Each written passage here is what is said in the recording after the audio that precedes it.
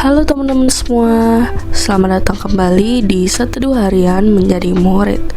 Nah, kalau kita kemarin baru aja selesain ulangan 16, hari ini kita akan masuk ke ulangan 17 dari ayat 1 sampai 7-nya nih teman-teman. Kita akan membahas tentang hukuman mati untuk penyembah berhala.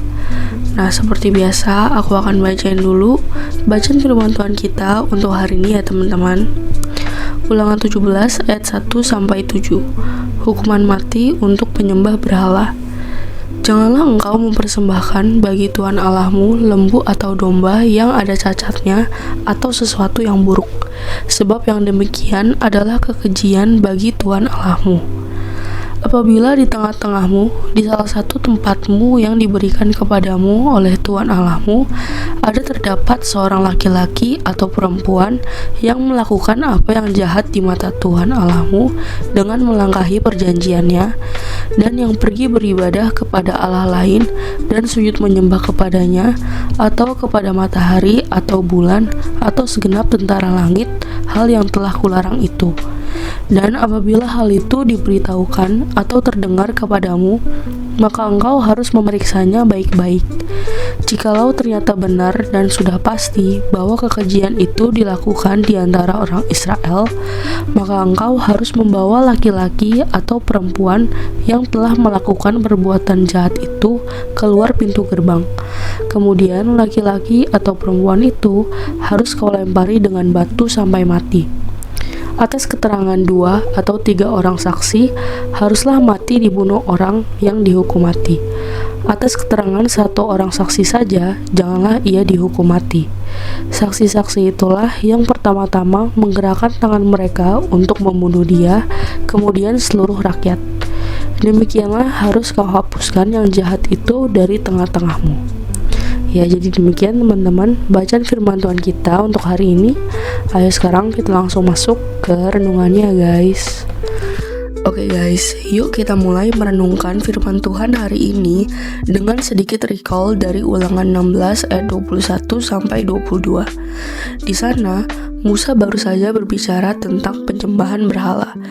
Dalam pemerintahan teokrasi Israel, dosa terbesar bukanlah sekedar pelanggaran sosial atau kriminal. Kejahatan terbesar adalah pengkhianatan terhadap Allah yang menjadi raja atas umatnya. Karena itu, penyembahan berhala adalah big no bagi Israel. Nah, pasal 17 melanjutkan tema yang sama. Ayat 1 dimulai dengan, janganlah engkau mempersembahkan bagi Tuhan Allahmu lembu atau domba yang ada cacatnya. Sekilas ini kelihatannya membicarakan kualitas hewan korban ya guys. Tetapi sebenarnya jauh lebih dalam dari itu. Mengapa Tuhan menolak korban yang cacat? Karena korban yang cacat menunjukkan hati yang tidak menghormati Tuhan. Bayangin ya guys, kalau kita memberikan hadiah kepada seseorang yang sangat kita hormati, apakah kita akan memberikan barang yang rusak? Atau barang yang sudah tidak kita pakai? Atau barang yang cacat? Tentu tidak kan? Justru kita ingin memberikan yang terbaik. Nah, itulah prinsip yang sedang diajarkan Musa. Korban yang cacat bukan sekedar masalah fisik. Korban yang cacat mencerminkan sikap hati yang menganggap Tuhan tidak layak menerima yang terbaik. Karena itu, Musa berkata bahwa tindakan tersebut adalah kekejian bagi Tuhan. Dalam kitab Ulangan, ibadah yang benar selalu berkaitan dengan loyalitas yang benar kepada Allah. Korban yang cacat dan penyembahan berhala sama-sama menunjukkan hati yang telah gagal menghormati Allah sebagaimana seharusnya. Kemudian ayat 2-4 membawa kita kepada persoalan yang lebih serius lagi, yaitu penyembahan berhala. Musa berkata, apabila di tengah-tengahmu ada seorang laki-laki atau perempuan yang melakukan apa yang jahat di mata Tuhan. Menariknya, yang dimaksud kejahatan di sini bukan terutama pembunuhan, pencurian, atau dosa sosial lainnya. Konteksnya sangat spesifik, yaitu ketika seseorang meninggalkan Tuhan dan menyembah ilah lain, kayak menyembah matahari, bulan, langit, atau dewa-dewa bangsa lain. Inti dosa penyembahan berhala bukanlah sekedar membukukan badan kepada patung. Inti dosa itu adalah memutuskan kesetiaan kepada Allah dan memindahkan kepercayaan kepada sesuatu yang lain. Dengan kata lain, penyembahan berhala adalah pelanggaran terhadap perjanjian. Itulah sebabnya Musa menyebutnya sebagai melangkahi perjanjiannya. Bayangkan seorang suami atau istri yang meninggalkan pasangannya untuk orang lain. Masalah utamanya bukan sekedar tindakan lahiriahnya. Masalah utamanya adalah pengkhianatan terhadap relasi. Begitu pula penyembahan berhala. Allah telah menyelamatkan Israel dari Mesir. Allah memelihara mereka di padang gurun. Allah membawa mereka menuju tanah perjanjian. Tetapi mereka justru berpaling kepada ilah-ilah lain. Itulah pengkhianatan terbesar. Kemudian ayat 4-7 menunjukkan betapa seriusnya perkara ini. Sebelum hukuman dijatuhkan, harus ada penyelidikan yang teliti. Tidak boleh berdasarkan rumor, tidak boleh berdasarkan gosip, tidak boleh berdasarkan prasangka. Perkara harus diperiksa dengan cermat, bahkan diperlukan 2 atau 3 saksi. Mengapa? Karena Allah adalah Allah yang adil. Hukuman tidak boleh dijatuhkan secara sembarangan. Menariknya, para saksi yang memberikan kesaksian harus menjadi orang pertama yang melaksanakan hukuman.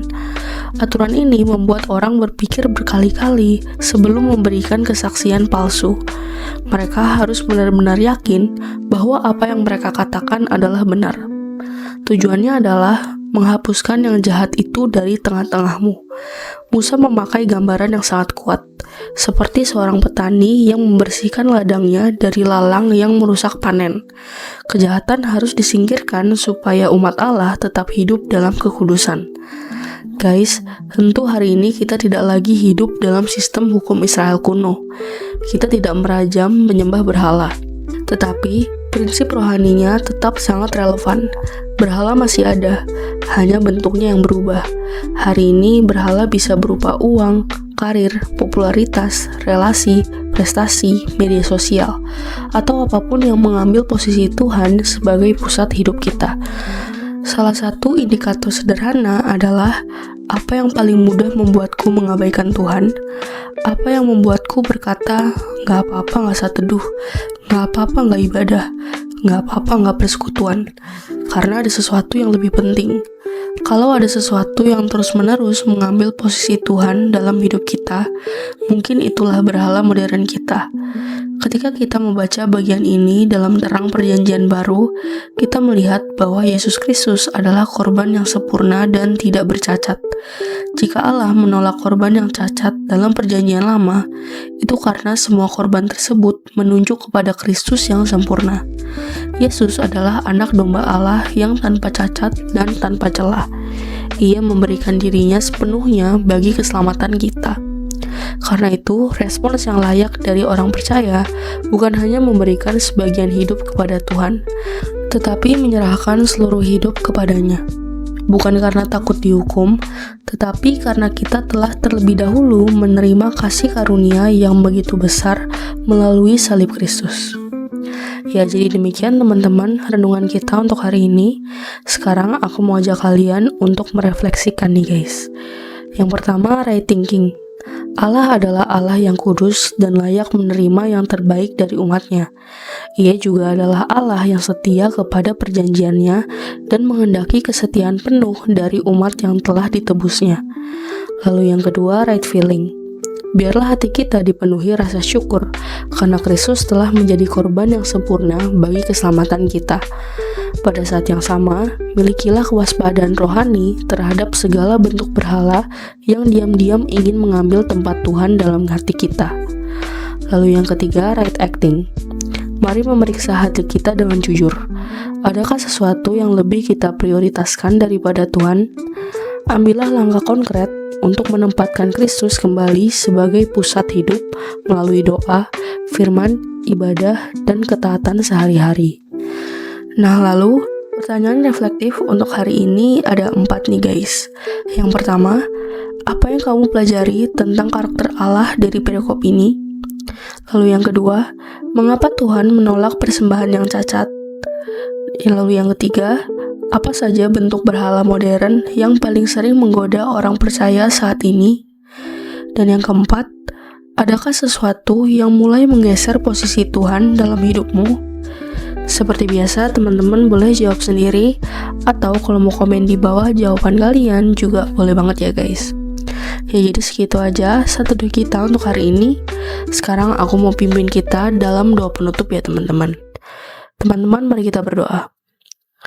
Tuhan, terima kasih karena Dikau layak menerima yang terbaik dari hidupku. Ampunilah aku jika ada hal-hal yang tanpa kusadari telah mengambil tempatmu dalam hati dan pikiranku.